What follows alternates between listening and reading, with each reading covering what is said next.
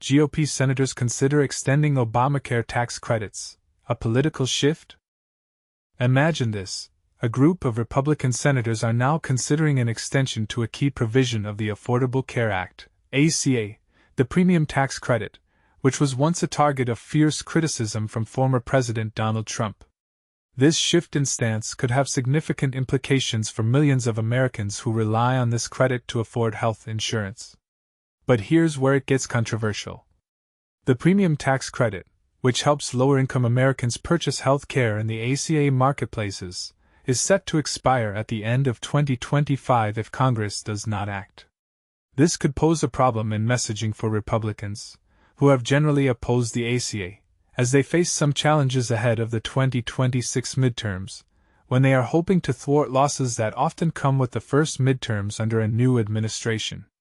If Congress does not extend the premium tax credit, 4.1 million Americans would lose their health insurance, according to a report from the Congressional Budget Office, CBO, released in June.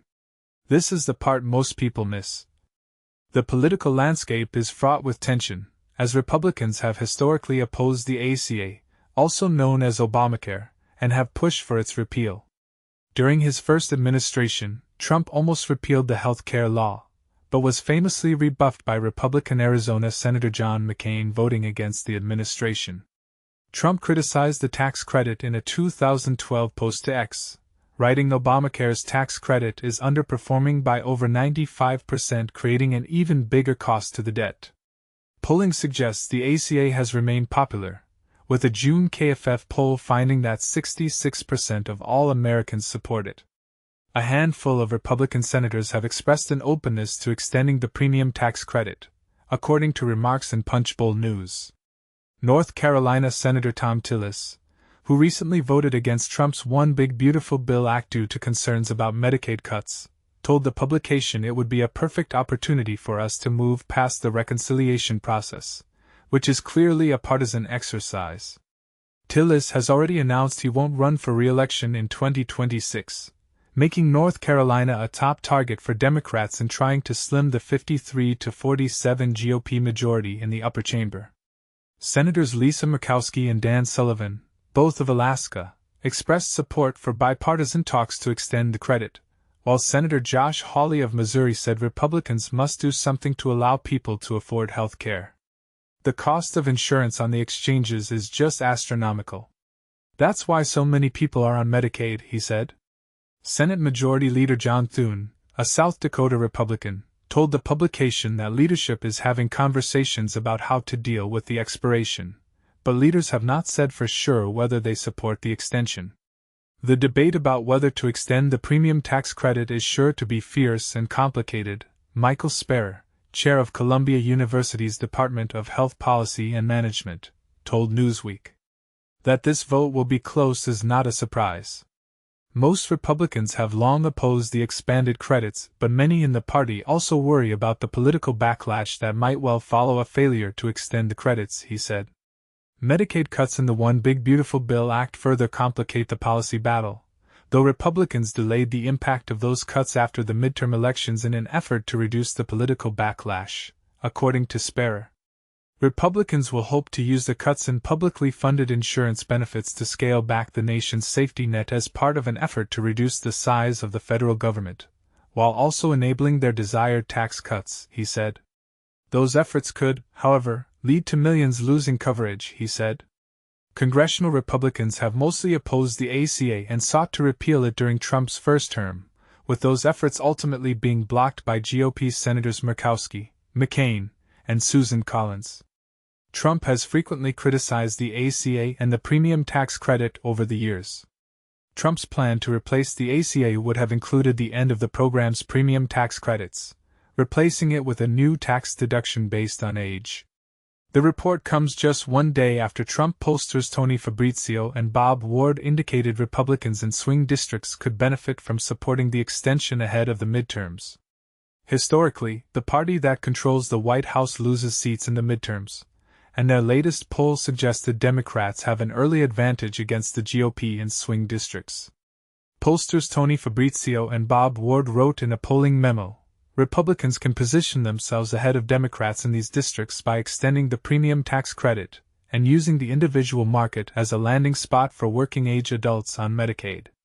Senator Ron Wyden, an Oregon Democrat, told Punchbowl News, "I'll work with anybody, but I don't see anything resembling that, and what I do see is all over the political rags as they're already planning the second reconciliation partisan bill."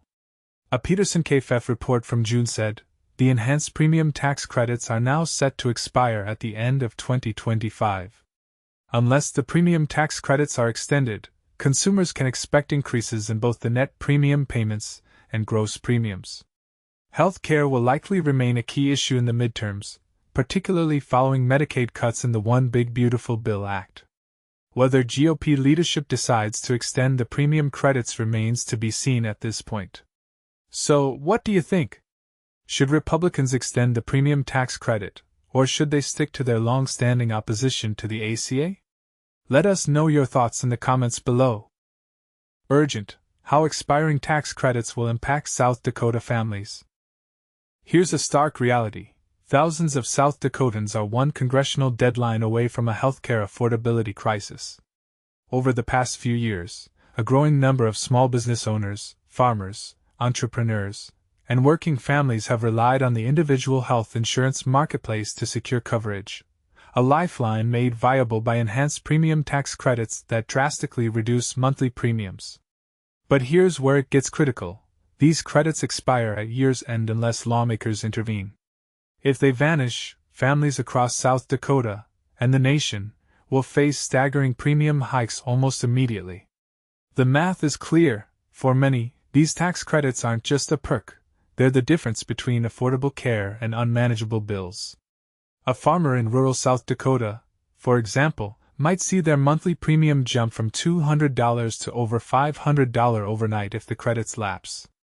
But the crisis goes deeper.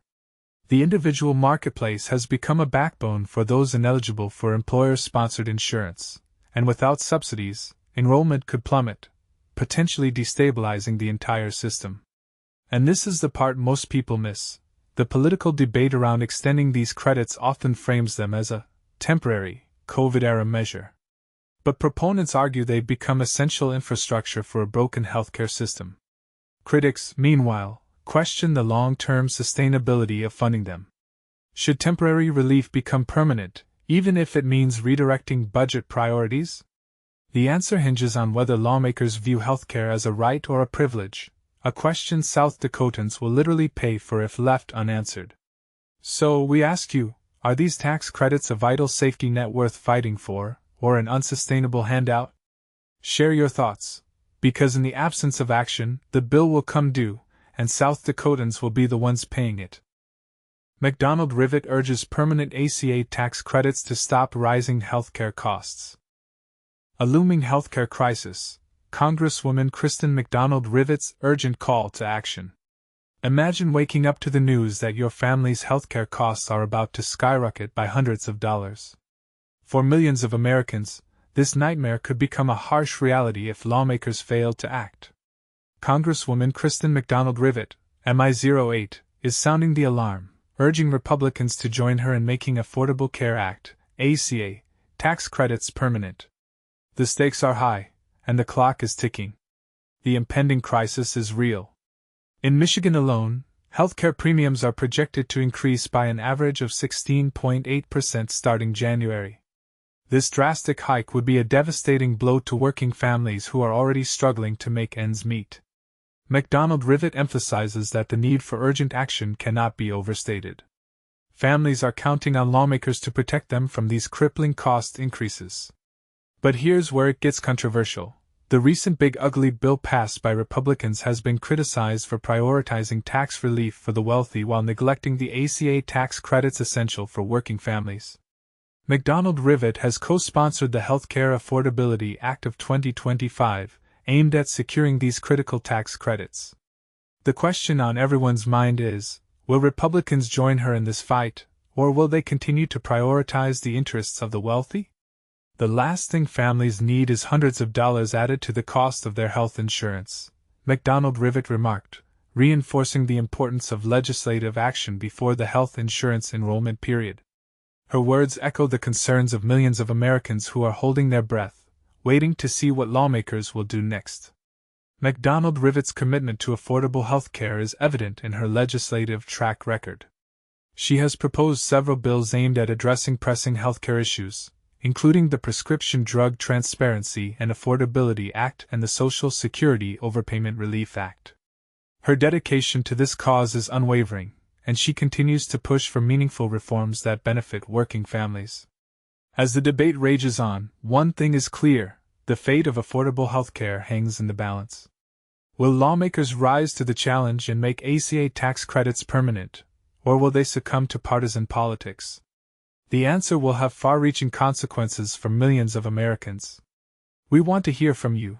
Do you think lawmakers should prioritize making ACA tax credits permanent?